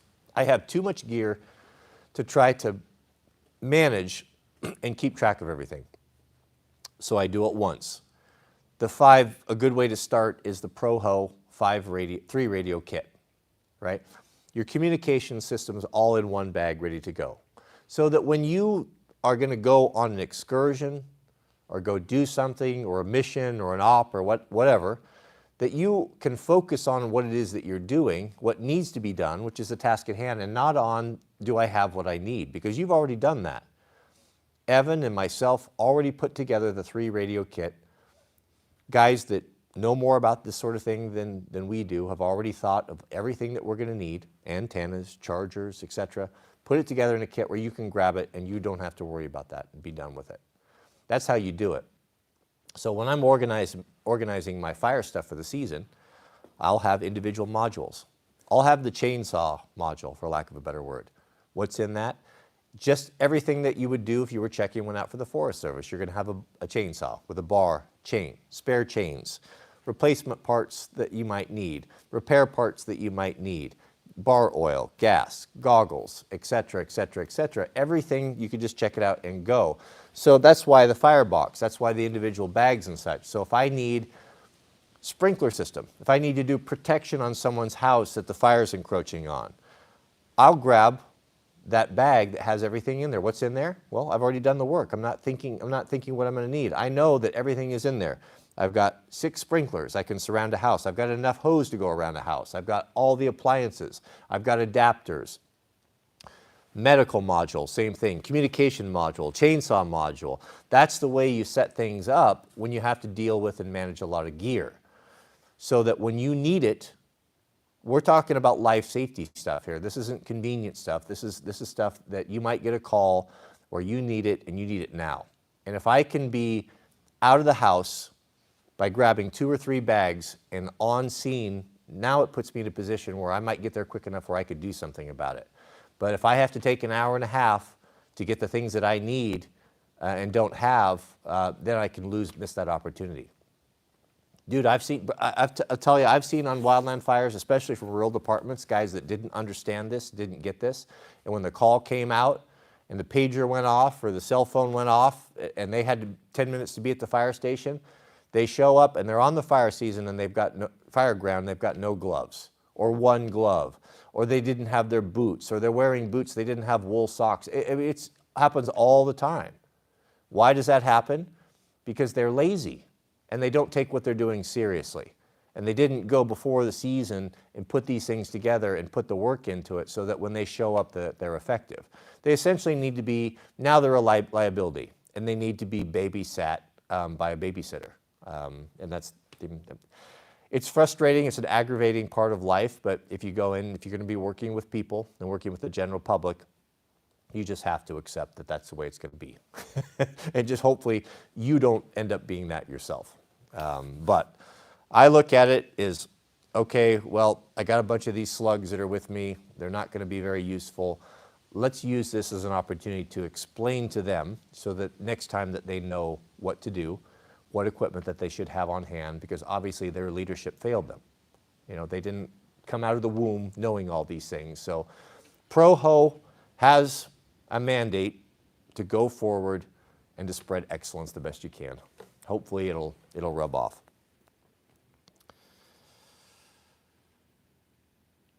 Mr. Gamer Dave, you got nothing to be sorry for. Always good to see Gamer Dave here. I appreciate your participation and thank you for your generosity. No problems here. We have a comment from Shane, or a question. Shane writes this: what does East Coast guy think of the Land Rover, Ranger, Rover machines try to be nice? Well, they're an absolute POS, but they're cool. I mean, tell me what, I would say a Range Rover Defender, the older body style, would probably be in my top 10 vehicles, even though I know it's British and I know it's a horrible vehicle. No, don't buy, never ever, gentlemen, never ever buy any sort of a British car or motorcycle. I mean, I thought that was understood. I mean, did you not learn from Jaguar? Goodness. No, you do not want that. If you want something that's going to be reliable, that you can keep up and running at the end of time, as we enter into the dystopian nightmare, you want something that's going to have parts that are readily available, that are not exotic, and that you can work on yourself, and that anyone can work on. If you were to show up in the middle of nowhere for shade tree mechanic that's got a shingle hung up on his garage, what's he going to be able to work on? Is he going to know all of the intricacies of the Lucas electrical system and British engineering? Overly complicated, in my opinion, and nonsensical sometimes. Or is he going to be able to work on the Tacoma or a F-150? So there's a reason why they're cheap. They're very enticing, and they're cheap secondhand. There's a reason for that. It's because they're a nightmare. They're horrible. They're absolutely horrible. Don't reinvent the wheel, gentlemen. Go look at what vehicles have the best resale rate and ask yourself why. Why does a Toyota, why will a Toyota Tacoma, or even the older ones, or a 4Runner or anything like, why do they resale so high? Why do they hold their value so high? Because people know. We have a super chat from Mr. Tony Bologna. Welcome. Good to see you back, Tony. Tony writes, watching all your Simple Pump videos. Thank you for those. Saving my pennies to get that system set up for my place. Crazy world we live in. Yeah, there's a lot of peace of mind that comes with a Simple Pump. A Simple Pump, if you're just joining us and don't know, is a very clever pump that you can add to your existing well pump. And you can do it yourself. You don't have to bring in the expensive well drilling rig like you may have experienced to have a well drilled or to replace a pump. You can do this. You can do it by yourself. I've done 2 of them. I put the first one in by myself, And the second one, my manservant Jariah helped me. We did it together, and it was definitely easier. But you could definitely do it yourself. Go to Simple Pump, and all you've got to do once you buy one is remove the cap, well cap on your pump, and lower it down. And what that gives you is your pump will run normally, just like it does. You're not going to change or alter your well in any way. You're just sliding a small, very small hand pump and line down into the water so that you have an option to hand crank that pump out in the event of a grid down or the loss of power. Because unless you have a tremendously big generator, you're not going to get water out of that well. Most of them are 240. They'll spike at 60, 80, 90, 100 amps. They have a huge power spike, and most generators will not handle that. And if the generator is not sized right, you can burn up your pump, and now you're in a world of hurt because you're not going to change that yourself unless you are exceptionally creative in a way to get that thing out of there.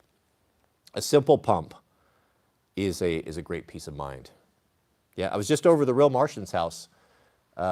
We went over there last night for supper, and night before last, and he had one installed at his place.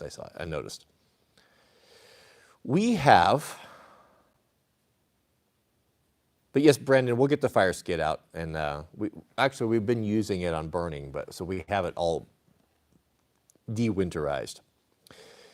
We have a super chat from Test DM who writes, you have a job to provide service to the public. Yeah, we do.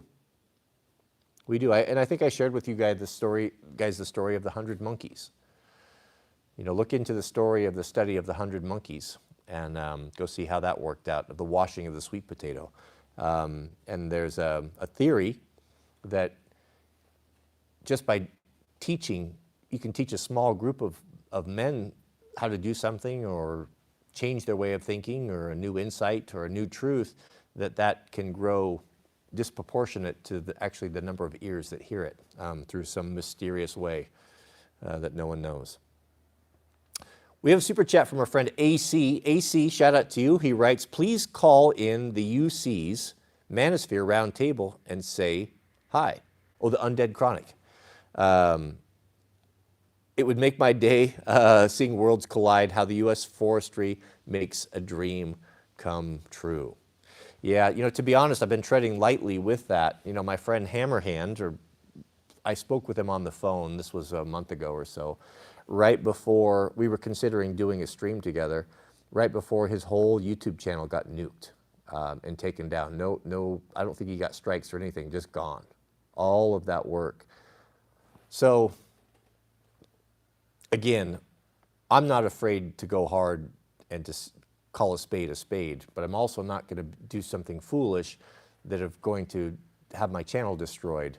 So, you know, I don't know how to handle that perfectly. We have an important message here. We have a big platform. We're reaching a lot of folks. There's a lot of good things being done here. Do we burn it all down? And would we be burning it down by going on that stream? You know, that I don't know. I'm not saying I'm unwilling to do it, but we just have to be smart about that. It's hard to operate in an environment when you don't know the rules. If I knew the rules, if they were hard and fast, do this, suffer punishment, that would make it a lot better. But the way that it's written and the passive-aggressive nature of YouTube, they word everything and in a way, the policies are worded in a way where no matter what you did or said, they could delete your channel because in some way somehow you would violate some rule somewhere. So I might do that. I might jump in there and drop a good super chat for those guys because they're doing good work over there. Shout out to the UC for sure. All right, gentlemen, I gotta get to work. I am finishing it up, getting all the fire season stuff going. Normally, I don't start this early, but it usually takes about 2 days where I go through everything, pull all the saws out, double check everything, sharpen up all the chains. Right now, I've been filing and sharpening hand tools and shovels and fire rakes and all that sort of thing, and I'll probably be doing that probably the rest of the week. And just getting everything ready so that I know it's ready to go. So that if and when the call comes, I'd literally be able to pull my quad in here, grab the fire skid, grab the individual, grab my chainsaw box, grab my personal gear, my line pack. If I needed to do structure protection, I'll have a second, kit for that. And I do the work now, so I don't have to do it later. Discipline equals freedom. If you're disciplined, just before time to have your system in order, to have your tools ready, and I learned this from the fire department. This is the way that you need to be. The fire department, a fire engine, is essentially a rolling toolbox that solves problems. And you never know what problem you're going to roll up on. It could be a missing person. It could be an MVA. It could be a drowning. It could be a lost child. It could be a structure fire. It could be a wildland fire. So the guys have gotten really good at figuring out the things that we need to handle any particular situation. So being in the fire department, volunteering, working as career, also doing structure and wildland has given me a tremendous bit of knowledge of equipment and tools and what a guy needs to deal with a lot of problems. Because we didn't know what we were going into many times. And really, what the job of the fire department is we're basically we were the last line of defense. Meaning that when people reach the end of their rope and there's no one else to call, there's no family, no husband, no friends, no children to call to help them deal with a situation that they're no longer able to deal with, that's outside of their scope of ability, then who do they call when they're desperate? They call the fire department.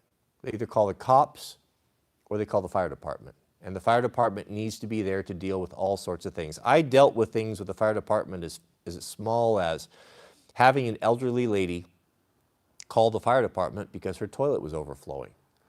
Now, a lot of guys get aggravated to get woke up in the middle of the night to show up on what we would call a BS call. We would call those things like that BS calls. Why are you wasting my time?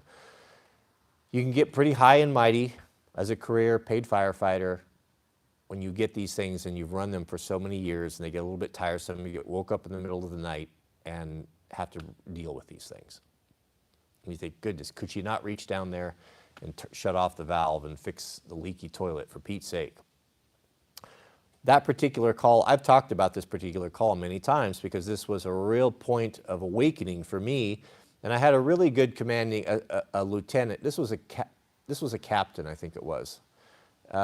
I was expressing frustration of this call, or the nonsense of it.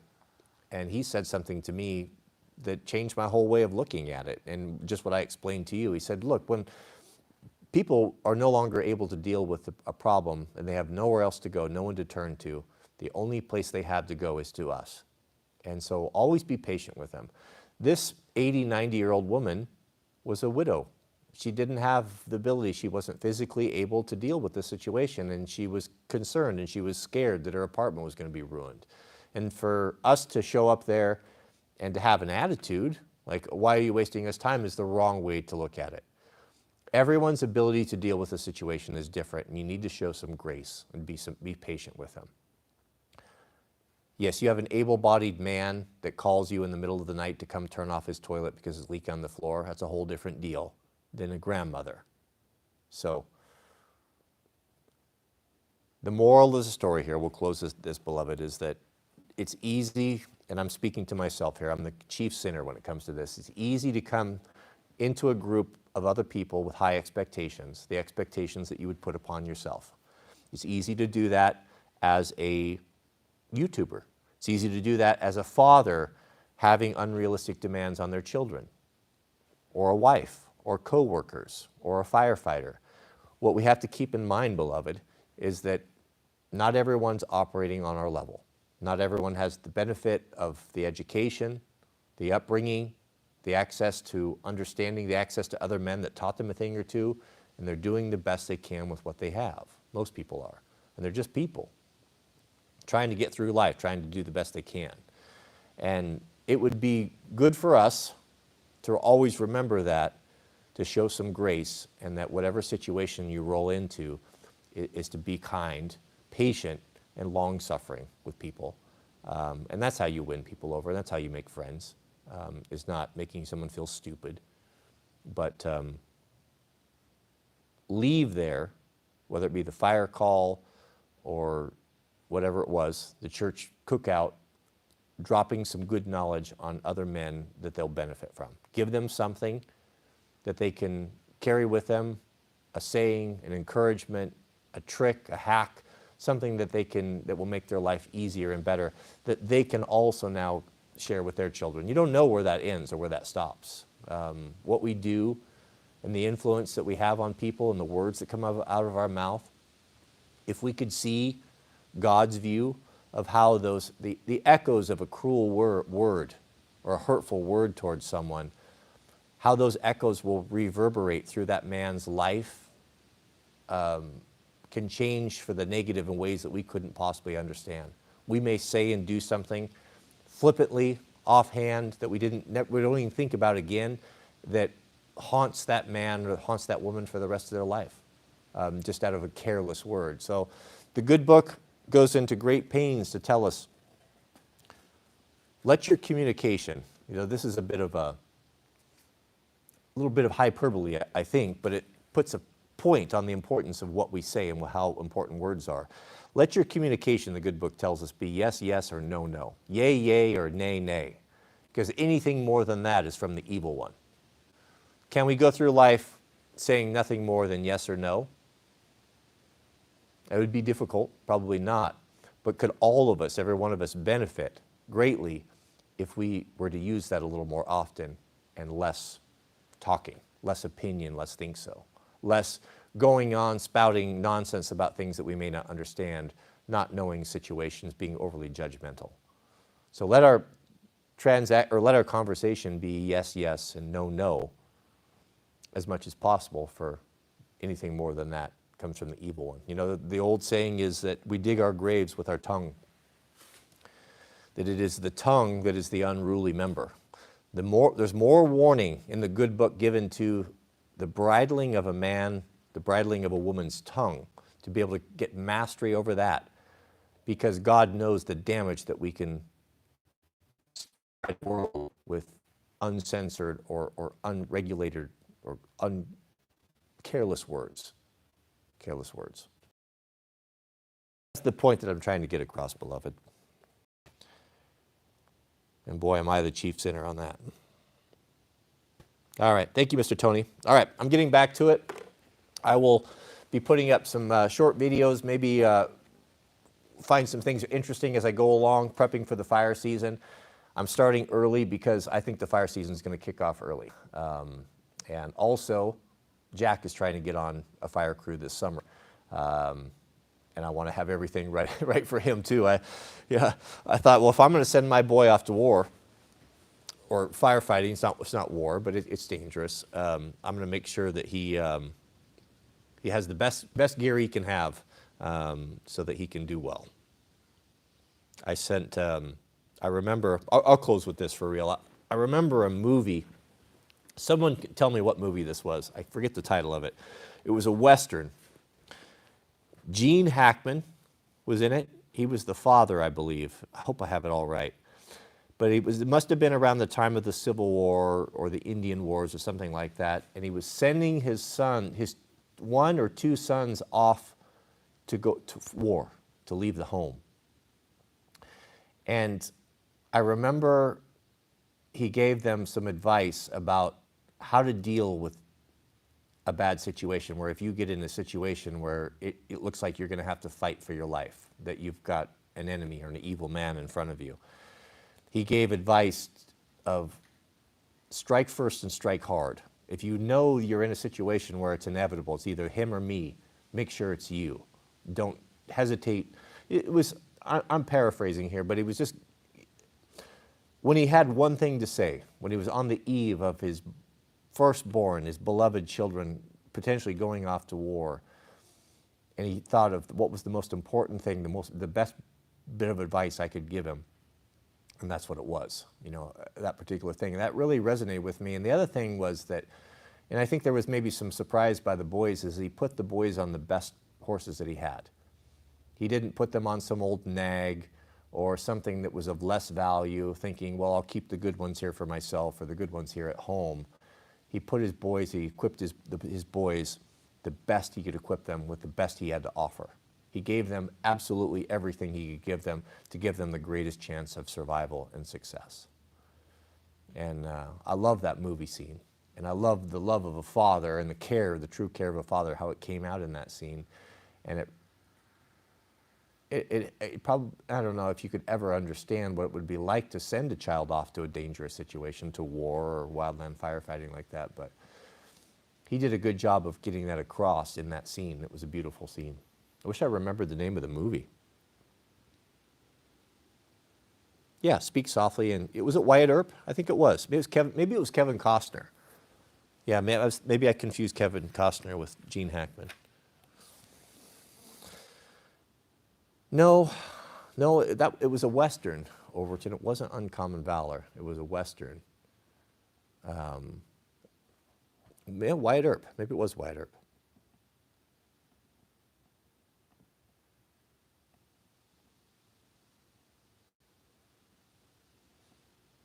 Yeah, all right. Thank you, beloved. Thank you for all of you guys hanging out with me.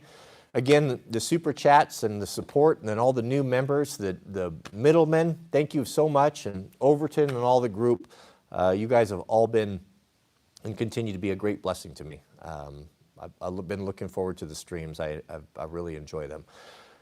Get ready. Stay tuned. You're not going to want to miss the dual stream with John from SOE. I'm going to give him a call today about 4 this afternoon. We'll pick a time. We'll pick a date. It'll be the normal time. He's going to join us. So have your questions ready, and you'll have access to that. And maybe we can even talk him into making something for us, something cool. So we'll see.